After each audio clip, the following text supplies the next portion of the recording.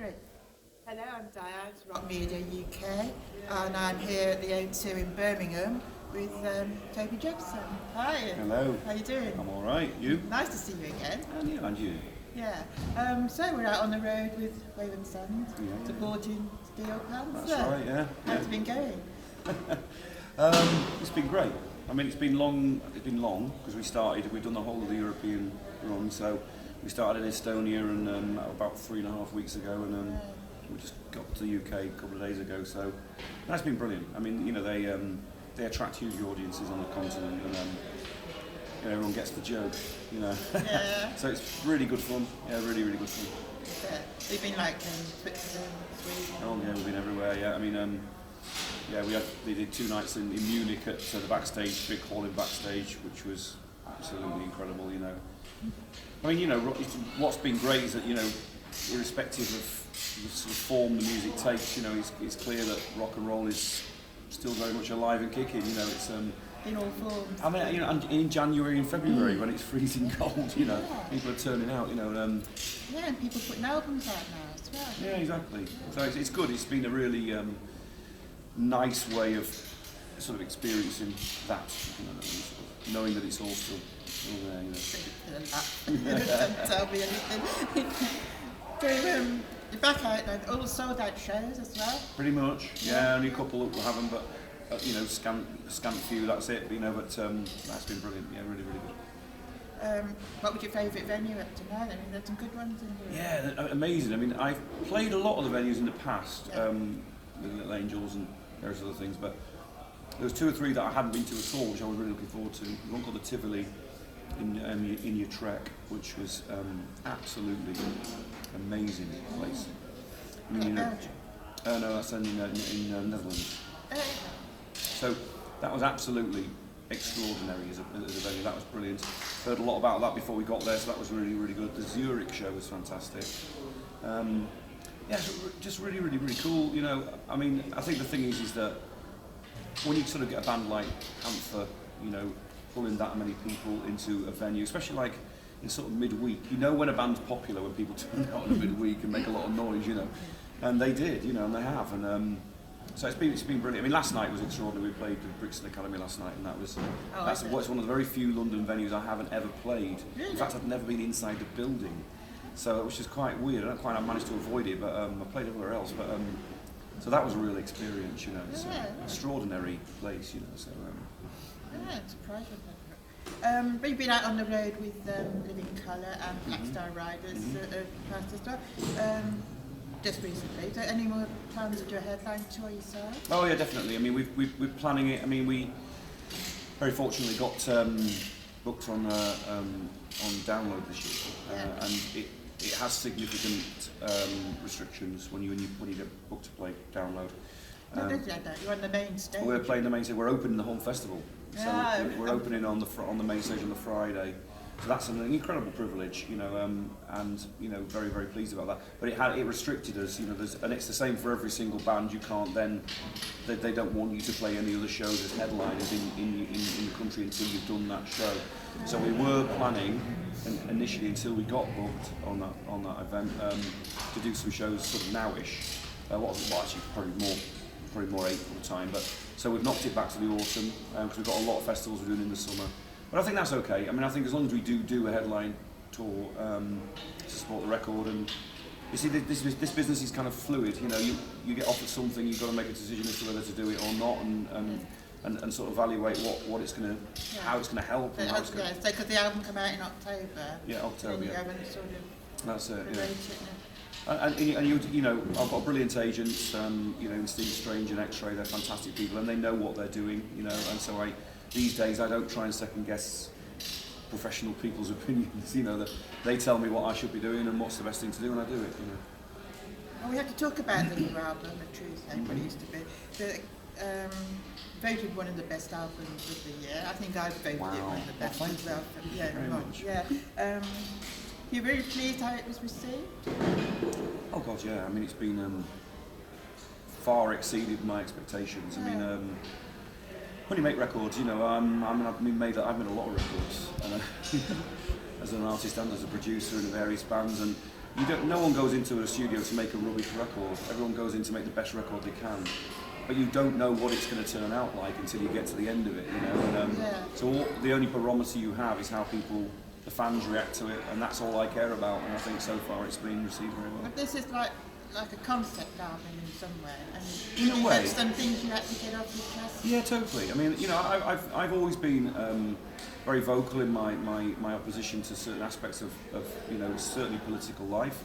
And I make no apology for that. You know, I think politics is in our everyday, and whether you're prepared to sort of enter into politics as a kind of as part of your lifestyle or your daily routine, or whether you're not, or whether you just take a cursory sort of opinion about it, or you just look at it when it happens, blah blah blah. But for me, it's really important. I think, you know, we're all inextricably linked to what happens socially. So isn't it? We tend, in this country, we do tend to sort of step back and not get. Yeah, I mean, this is my main problem. I mean, I think this is a lot what Truth Ain't What It Used to Be is about. It's actually, it's about apathy. It's about trying to find the truth. There is no such thing as an alternative truth. There isn't. There is the truth, and there is the lies. And unfortunately, we're being sold a very unsavoury version of the truth by liars and charlatans all over the world right now. We've got one in our fucking, as far as I'm concerned, in number 10. We've got one in the White House. We've got one running Brazil. And I make no fucking bones about saying this stuff at all. They are fuckers, and I hate them. And they're ruining the world for their own endeavours. And you know, the only thing I can do as someone who feels aggrieved by this and find it difficult to deal with is to make music and talk about it. Yeah. And whether people agree with me or not, I have no interest in that. I have to make my own statements, and I think that's what music and art's always been about. It's a great platform for discussing these things. You know what? People, I mean, I get emails all the time of people very angry saying, you shouldn't bring politics into music. You know what? Art and pop music, specifically music, has been a fantastic platform for this stuff.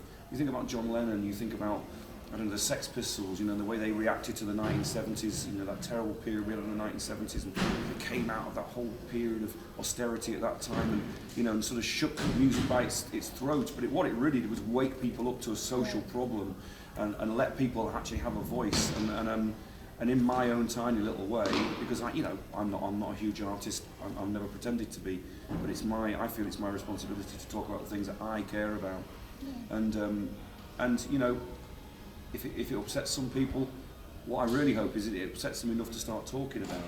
You're not going to talk, but you've got the 4 videos that accompany it as well, that sort of picturise it as well, and bring it straight across. Now, so it's quite George Orwell in ways of this, totally. And then even with the album cover as well, which came across really good. I liked all that. Right. So did you have someone come in and do that all for you? Was that no, your idea? That was all my ideas. I mean, I've sort of long thought these things, and I think really Wayward Sons has been a great way of conceptualising it and putting it into some sort of proper format.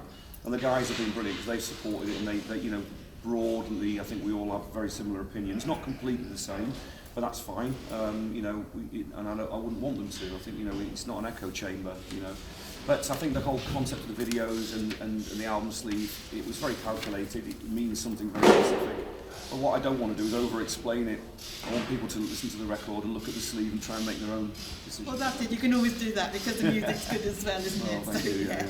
So you're only going to get you don't want to get too involved with that. Exactly. You can always just that's the thing. That's what I always say. Is that, you know, at the end of the day, if you don't agree with what I've got to say, as long as you enjoy the music, it can be received and enjoyed just on a very basic level, you know. So with the set tonight, you're going to have some from the truth and some. It's about half and half. I mean, we do 45 minutes, so it's not, you know, it's not a headline, obviously the headline length. So I think we've got 4 or 5 of each album, really, you know. But we're trying things out, you know. We're rehearsing the new songs up as much as we can, and yeah, we do the best we can. Right. I mean, the music scene in the UK is really healthy at the moment. Do you feel like Wayward Sons is a big part of that? What you're doing? Well, I think we're part of it in as much as that we're active, and we're doing stuff now. I've never really regarded.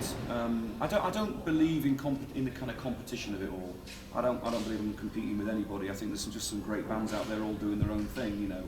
So that side of the whole music business, which is often, you know, becomes part of the whole trial of it, doesn't interest me. I'm interested in just making my music and meeting some cool people and having a nice time, you know. There are some great bands out there, and I think there is a very, very healthy feeling in guitar rock at the moment.